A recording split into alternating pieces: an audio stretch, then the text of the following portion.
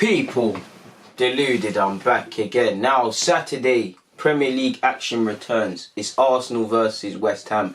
We welcome West Ham, to our place. It's a game we have to win. I don't need to keep telling you the implications of dropping points if we win these 3 points or if we draw. You lot, at this point, we know the season. We're in March to April/May. Business end. I've previously told you lot, when you're looking at, well, me as a fan, or if I was a wannabe manager, when I'm looking at this the campaign, I break it down into around 3 or 4 stages. From August, it's simply about making it to December. Regardless of what you're trying to do, you're in reach within your desired goals. When you get to December, you know the December period is techie. So between December to January/February, you've got to make it out. Games coming thick and fast. You've got to win that. From February, you've firmly got to focus until March/April sort of thing. Until that sort of thing. And then it's a straight fight in May. You just need to get over the line. And we're, significant way we're under a significant way in regards to the Premier League. So we know what we need to do. Do I believe we're going to get top 4? I don't believe we're going to get top 4. Do I believe it's within reach? No, I don't. But it's not my opinion that matters. Arteta believes it's achievable. The players do. So they've got to fight for it. Until it's mathematically impossible, you've got to fight for it. Like I said in a previous vid, mission impossible. It's difficult, but to them, it's not impossible. So they've got to start behaving like that. Obviously, we didn't play last week. Because of whatever reason. I think we've got a game in hand. We've got in midweek, we've got an away trip to Manchester City. Arteta's return home of sorts. Listen, even the most optimistic of Arsenal fans, we hope we win that game. It's a game of football. But if you was a betting man, that's a free hit in the sense of we know we're going to lose that. City at their worst today still turn us over 3-0. So essentially, this is a 6-pointer against West Ham. Even more so when last season's irrelevant. Last week's irrelevant, but you consider Chelsea dropped points to Bournemouth. Spurs failed to win against Wolves. These are the sort of things you have to take. Chelsea dropped points to Bournemouth, if I hadn't said that already. United obviously drew with Everton. These teams are all ahead of us by a fairly decent amount, but when they're dropping points, it's about us making that ground. And we need to do that against West Ham. We need to do it against West Ham so we can make ground on these teams, because if we lose to West Ham and these teams start winning again, it's peak. We've got obviously City in the week, so we need to give ourselves some sort of insurance, because hopefully there's an upset. When last did we win away from home against a top 6 rival? Hopefully there's an upset. But if you're a betting man, it's a myth, people. It's a myth. Looking at the league table as well, West Ham, I think they got their first win in around 8 games last week against Southampton. I could be wrong. They got their first win in a while. They actually don't keep that many clean sheets as well. Have I found it? That's what makes me believe both teams can score goals. Did I write it down? I must have written it down.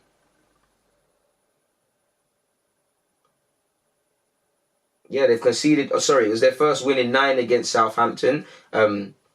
And they failed to keep a clean sheet in their last 8. You'd have to go back to January, give or take, in the FA Cup against Gillingham and their game against Bournemouth for the last time they've kept a clean sheet. So both teams should be confident about winning here. Obviously, West Ham obviously defeated Southampton last week. That should give them some more confidence and motivation to come and spoil Arsenal's party, which we've been having to a degree under Arteta. As you know, Arsenal are 10th on 37 points. If we win, it's not going to do too many headlines and you're asking on a lot.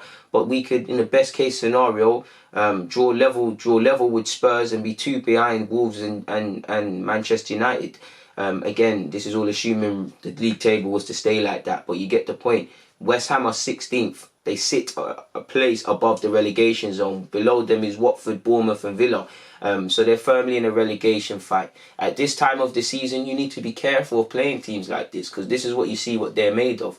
I said it in my podcast, but around this time, you're going to start to see some upsets. Like you saw Bournemouth claim points off Chelsea. You're going to start to see some upsets. And we've got Watford and West Ham, including this. We've got West Ham, we've got Watford on the last day. So you can't underestimate anyone. 3 points for West Ham would do a lot of business. It's tight down there.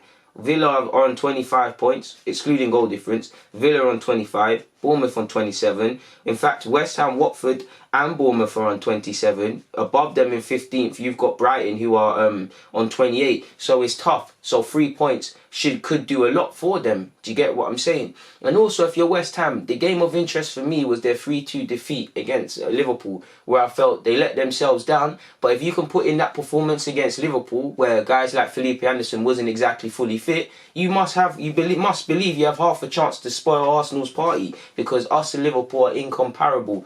Maybe in terms of club and stature, but current playing staff, current things, no contest. We're not in Liverpool's league. So if you can, only lose a goal to Liverpool, you must be confident that you can do something against Arsenal. So we need to be careful of this, people. At this point, you know the implications of winning and losing. And for West Ham, it's a bit irrelevant, but in 13th and 14th, I'm pretty sure Newcastle and Southampton are, and they'll be playing each other this weekend. So, that's something that they need to take advantage of. West Ham obviously can sit here and say it's a London derby. I got a lot of friends who support West Ham. I ain't really got no problems with West Ham, because they seem to hate Spurs just as much as we do.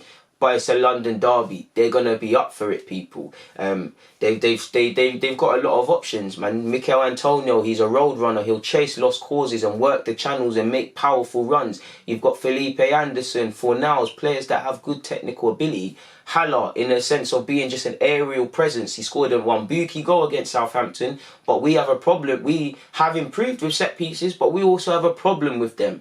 So these are areas they should be targeting. We need to win the first and second ball. If you don't know what I'm talking about, when literally the ball's in the air and you go DG's ball, the next bounce, DG's ball. Or if it's not DG's, it better be someone else's. Do you get what I'm saying? We need to win the first and second balls. If we don't, they're going to exploit us. One thing I'll give them, especially if they play Snodgrass, they're a threat from set pieces. So there are things we need to be careful of. They've got a good blend of honest professionals like Antonio and Noble, who will leave it all in the ring. They've got some technical ability. Their fullbacks can go forward. They have a lot of issues. The one benefit, like I said, we need to press them. We need to take shots. They're shaky. Look at Fabianski against Liverpool. I let them down. And he's a former Gooner. He might be an agent. So let's get at them. Press them high, take shots, win the first and second balls. That's the main thing I want you to take away from this. That's something I'm gonna, when I hit the Emirates on Saturday tomorrow, the first and second balls, people, will make the difference. We need to earn the right to play in this game, people. There's many reasons, as I've said, to want to win this. Many a reason. Obviously we're dealing with a bit of injury news now. Torreira's not going to be back. Obviously Tierney's not going to feature. Suarez isn't going to feature. Kolasinac sadly is going to see a specialist for his shoulder, so he's out. Torreira's seeing a specialist for his right leg. He's out. We're down to our bare bones, but no excuses. We need to just get over the line, people. We need to get over the line, and everyone's got to rally together, and it's about what man are made of right now. Before I get into the lineup and tactics and all of that jazz, let's see some stats. Arsenal have won 8 of their last 9 home games in the league against West Ham, losing the other on the opening day of 2015-16. I swear that was when people proclaimed Reece Oxford was the next up, pretty sure. West Ham have won just 2 of their last 23 league games against Arsenal, losing 17, drawing 4, since a 3-game winning run against the Gooners between February 2006 and April 2007. I'm sure that's when Marlon Harewood just used to score the winner against us. Arsenal have won none of their last 4 home London derbies in the league, losing 2, drawing 2, losing the last one obviously at the death to Chelsea. We haven't lost back-to-back home derbies since 2006, where we lost to Chelsea and West Ham. So a bit of negative history that the players can put right. Arsenal unbeaten in 7 Premier League games, drawing 4, winning 3, the longest unbeaten run in the division. The Gunners are also looking to win 3 consecutive games for the first time since August 2019, people. And it's also important to remember when we beat West Ham at their place, yes, it was great. Martinelli announced himself, but it was really because of a superb, I can't remember, 7 to 10 minute period where we just put 3 goals in. So we need to play much better, people. Arsenal have scored at least 3 goals in 12 of their last 16 Premier League games against West Ham, which each of the last 3 against them at the Emirates Stadium. So yeah, man, there's reasons for Arsenal to want to win and maintain stats. There's slightly less positive stats, and also the same logic goes for West Ham as well, people. In regards to my lineup, people, before we actually ignore the blue, obviously that's West Ham. Leno picks himself in goal. I'm going to go Leno. Bellerin's going to play, and Maitland-Niles, when you're hearing that he needs to show more in training, he's not going to play. But it's going to be Bellerin. I would go with Maitland-Niles. I would go Leno. I'd go with Maitland-Niles, regardless, because I don't think Bellerin's been good enough. But do you know what? We're going to go Leno, Bellerin. Saka's going to do a job for me at left-back again. Centre-halves is a tricky one. I'm going to go with Mustafi and Luiz. I think Marie deserves to start. But I'm going to go with Mustafi. I think Mustafi's form has been decent. I know he had a little injury, but he's back in training. And David Luiz has been very good since Arteta took over. So them two pick themselves at centre-half. In midfield, we're down to our bare bones. Xhaka picks himself for what he brings to the team. And I'm also going to go Ceballos, where they've obviously had this new partnership. You've obviously got Mesut Ozil in the 10 position.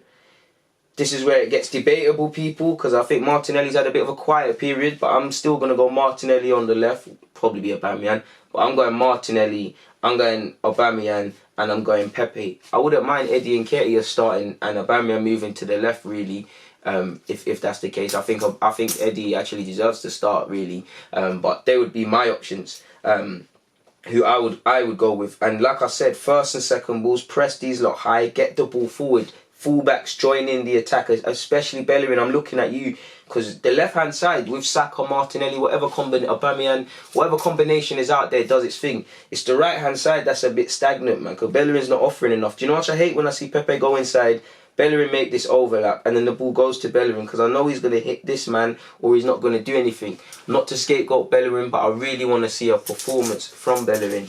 In relation to West Ham's formation and all of that sort of jazz, people, they've played quite a few roles, quite a few different periods, and I've got some notes. They're a bit irrelevant, but I'll keep them. That was based on a couple of games I've watched. Let's look at their game of interest, which was against. What's going on here? Okay, we've got enough. Yeah, we do. Which was against Liverpool, people. The game of relevance for myself. Give me a sec. Make up my team again. Let's make you lot narrow. I'm very funny like that. Now, I liked their approach against Liverpool. I'm not going to lie to you lot, people. I think there was method to the madness.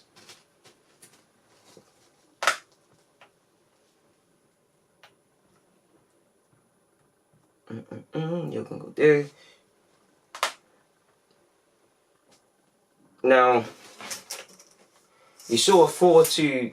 You saw something along the... Oh, gosh. We're missing someone else. Out. You could say it's a 4-2-3-1 sort of thing. You could say it's a 4-3-3, whatever you want to go with, people. West Ham played against Liverpool. And I think there was encouragement purely because when they pressed, you saw Noble join and press. You saw Declan Rice and I can't say his name, but Schmimick get high up the field. And you saw their fullbacks do the same. I don't need to show you that. So they've proven that they could press out of possession. What I liked is you saw Noble drop. Snodgrass plays quite narrow. It was almost like a 4-5-1, people. And you've actually seen them go with something like that. 2 banks of 4, well 5. Be tough to break down. Make sure they surround body, they surround our men, and there's not an outlet. That's what West Ham are potentially going to come with, and they're quite good at that. In relation to Mikel Antonio, if we just say this is him, he's an honest professional. He's going to work these lines. The counter-attack is very vital as well, because if I just move people out of shot, 9 times out of 10, Mikel Antonio is a powerful runner. You can see him starting the counter-attack. So we need to be very careful of that. We also need to follow our runners. I'm not going to show you lot to scale, but if you go and watch the Liverpool game, yeah? Go and watch the Liverpool game of West Ham's. Go and watch it.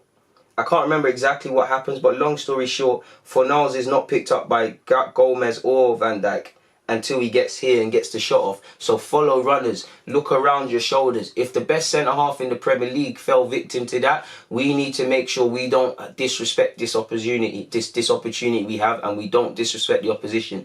Look over your shoulders, be aware of runners. I would actually exploit their right, our left-hand side, purely because if Snodgrass is out there, yes, he's got good deliveries. Is he a winger by trade? He wants to be inside people. So what can we do to thingy that? Saka, get forward. Aubameyang, get forward. Martinelli, get forward. Whoever is out there, he doesn't want to track back, and we'll have to test Snodgrass. How much does he really want to do that for the team? If he tracks back, cool, we'll try something on the other side. But if he doesn't, overload the fuck out of that side and exploit them people. Ask questions of that defence. That defence, like I said, barely keeps clean sheets. That first 20 minutes, I want them to doubt their own abilities of being Premier League footballers. Let's not allow them to get confidence. Let's not allow them to build from the back. We need to kill confidence, start strongly. Something that's been avoiding us in the last few games. Kind of reason as to why we went out the Europa League too. We need to start games quickly, end games in the same fashion as well. We really need to do what we can. Not to scapegoat players, but that young right-back lad, he's a decent professional. But again, if you watch the game against Liverpool, he is victim of getting caught out of position. So again, cause for concern for West Ham, but cause for us to further exploit that left-hand side, people. Like I said, they'll sit deep.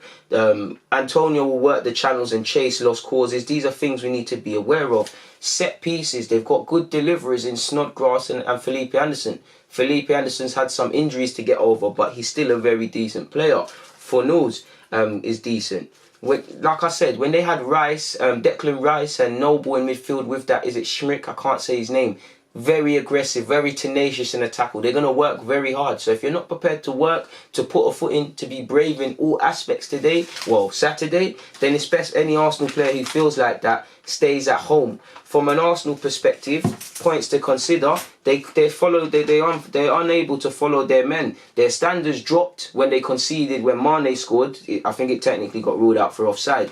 But we need to take advantage. They did get tired towards the end. Go and look at the third goal. It's a poor clearance from Declan Rice, if I can remember correctly, and they failed to clear their lines, so their standards clearly dropped. Like I said, double up on their fullback, that young lad at right back. Try and capitalise on Fabianski's uncertainty. And go and look at the first goal. Wijnaldum is unmarked as well. Salah was unmarked for one of the goals as well. So they have an issue marking. Is similar to us. There's a reason why they barely keep clean sheets. So in short, we need continuous movement. Unnerve that defence. Don't allow them to have any confidence. Be aggressive with our pressing. Be aggressive in winning the first and second balls, people. Being switched on from set pieces. Being aware of runners. Be prepared to fight, because people like Antonio are always going to chase lost causes. And I'm speaking specifically to our defenders in that one. It's a game where we're going to have to defend. If Hallard's playing, he's had a tough Premier League season. But look at his height. Clear our lines with conviction. It's really elementary school stuff if we want to win. I want to be sitting here at 4:45, coming out of the Emirates, ready to do the AFTV interview and make my way home on Victoria Line in good spirits. But West Ham are a better side than results have been dictating, and you can imagine form goes out of the window when you buck Arsenal, as you lot already know. On that note, I've got nothing more to say, so hopefully we do the job. But in relation to my preview regarding Arsenal versus West Ham, I've got nothing more to say. People, as usual, one love, I'm out. Stay blessed, stay safe.